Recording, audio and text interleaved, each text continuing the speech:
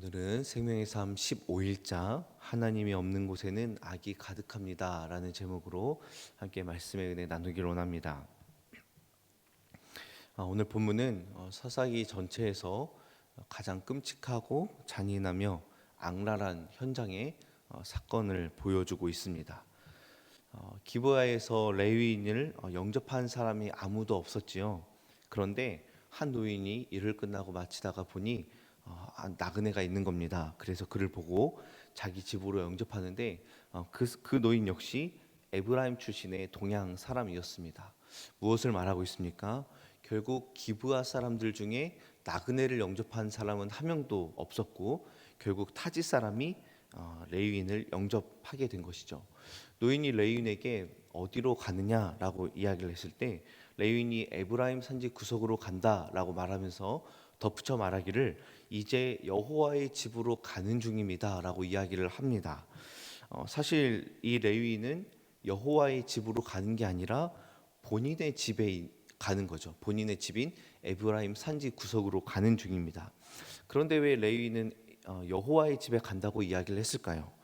여호와의 집은 그 당시 어디 있었습니까?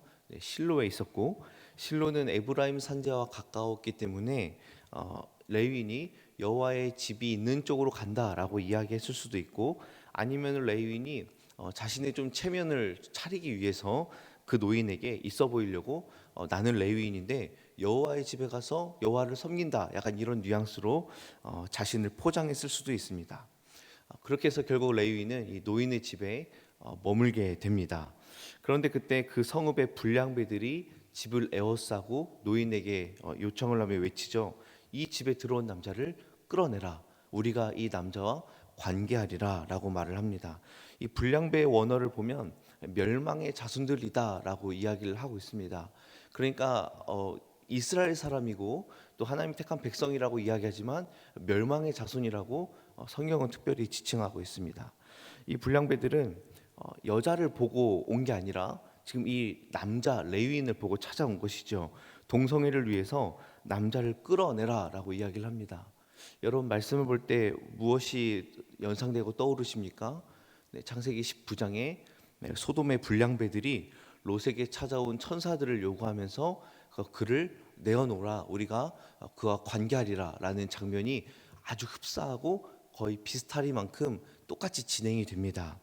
아마도 사사기 저자는 의도적으로 소돔과 고모라의 그 멸망 직전의 상황들 이런 모습들을 비추어서 지금 현재 이 기브아 사람들을 보여주고 있는 것 같습니다. 지금 이스라엘의 상황이 멸망당한 소돔과 고모라의 상황과 같다라는 것을 이야기해 주는 것이죠. 그때 노인이 말합니다. 24절 말씀 보시면 보라 여기 내 처녀딸과 이 사람의 첩이 있은즉 내가 그들을 끌어내리니 너희가 그들을 욕보이든지 너희 눈에 좋은 대로 행하되 오직 이 사람에게는 이런 망령된 일을 행하지 말라라고 이야기를 합니다. 자신의 딸과 레위인의 첩을 내어주겠다라고 이야기를 하지요. 여기서 중요한 것은 너희 눈에 보기 좋은 대로 행하라라는 것입니다. 이 불량배들은 이스라엘 백성들입니다. 그런데 이들은 지금 자신들의 눈에 좋은 대로 자신의 정욕에 좋은 대로 자기 마음대로 하고자 하고 있습니다. 이런 모습이 이스라엘 전체의 모습과 동일하다고 사사기 저자는 아주 의도적으로 표현을 하고 있습니다. 결국 레위인은 자기의 첩을 밖에 내보내서 그들에게 줍니다.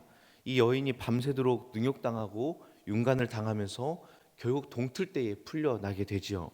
그리고 노인의 집까지 돌아왔지만 결국 문지방을 잡은 채 문 앞에서 숨을 거두게 됩니다. 여러분 얼마나 끔찍하고 잔인한 현장입니까? 글로 쓰여져 있기 때문에 우리가 읽고 있지만 이것을 현장에서 목격하게 된다면 이것을 우리가 뉴스로 듣게 된다면 너무 끔찍해서 아마 소름이 돋을 정도일 것입니다. 제사장 나라 거룩한 백성으로 부름받고 하나님의 땅인 가나안 땅을 선물로 받은 이스라엘 백성들이 이제는 아무런 죄와 양심의 가책 없이 아주 참혹하고도 끔찍한 일을 저지르게 되었습니다. 어떻게 해서 이렇게까지 이스라엘이 망해갈 수 있을까? 어떻게 해서 이스라엘이 이렇게까지 참담하게 될 수 있을까? 그것은 모두 이스라엘이 자신들의 정체성을 상실한 채 아주 철저하고도 적극적으로 아주 열심히 아주 순종적으로 가나안을 따랐기 때문입니다.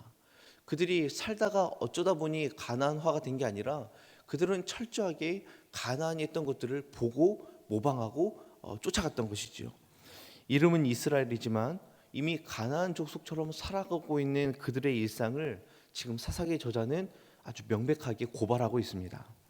아침이 되자 레위인은 엎드러져 있는 자신의 첩을 발견하게 됩니다. 그리고 무심하게 이야기하죠. 일어나라, 우리가 이제 갈 길을 가야지 않겠느냐라고 합니다. 그런데 여인이 죽어 있는 것을 알게 됩니다.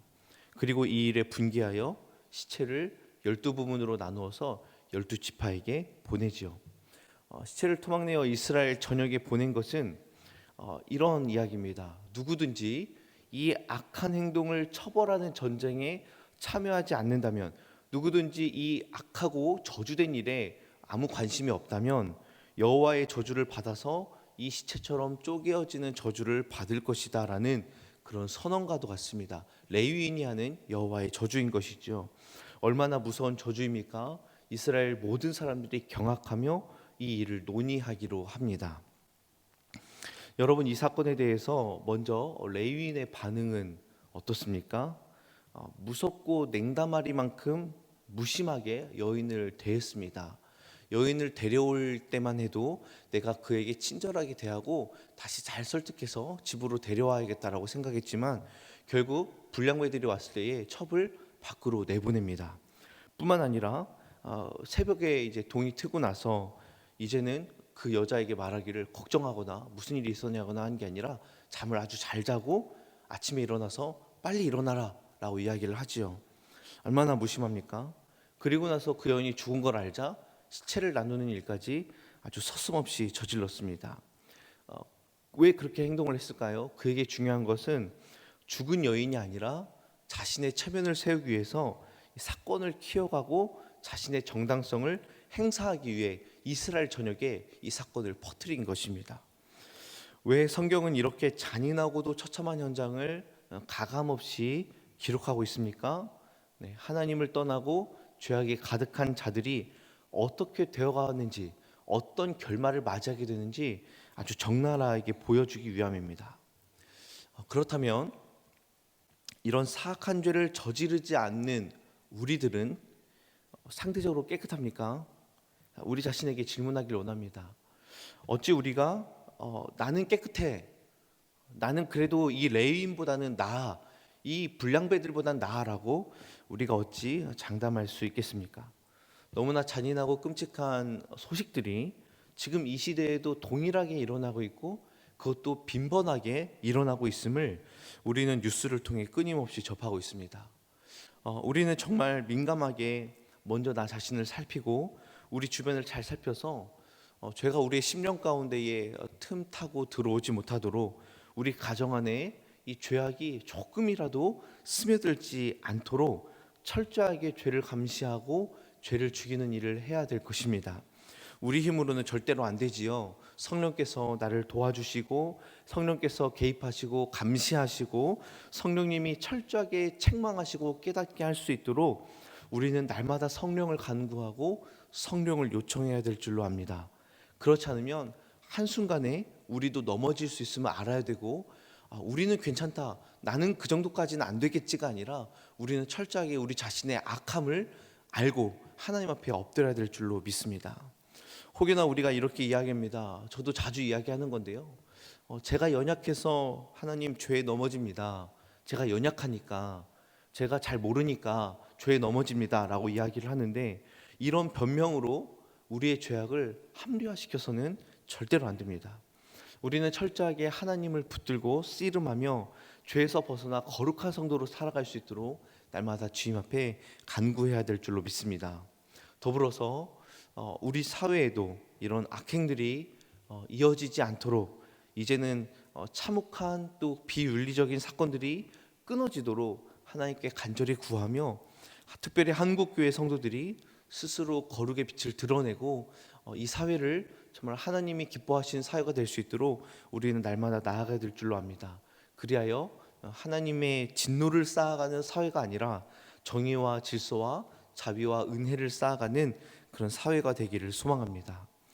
오늘 하루도 우리 개인부터 가정과 교회와 우리의 일터와 또 이 나라와 이 민족 가운데에 하나님의 선하심과 자비하심과 긍휼과 사랑과 정의와 공평이 충만하게 이루어지길 여러분 특별히 오늘 새벽에 기도하시고 우리 자신이 또 우리 가정이 성령 충만하여 어떤 죄악도 틈타지 않도록 하나님 우리를 지켜보아 주시고 간섭하시고 개입하시고 우리를 책망하여 주옵소서.